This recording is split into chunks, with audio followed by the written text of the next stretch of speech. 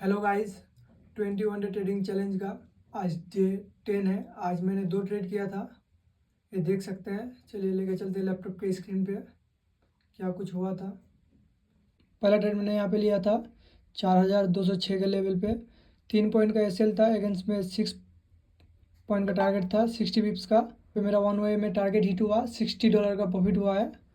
तो मैंने 57 पे एग्जिट हुआ है फर्स्ट ट्रेड यहाँ पे। दूसरा ट्रेड मैंने यहाँ पे लिया था, मार्केट फॉल किया, सस्टेन किया, देन मैंने यहाँ पे एंट्री बनाई थी।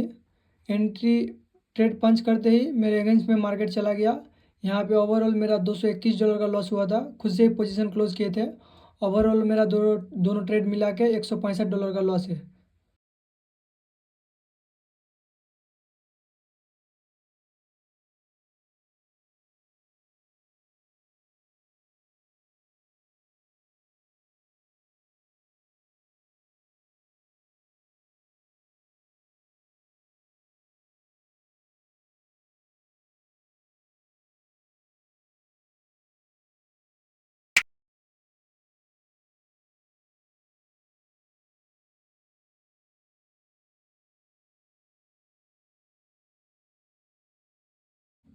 चलिए मिलते हैं नेक्स्ट वीडियो पे। Thank you.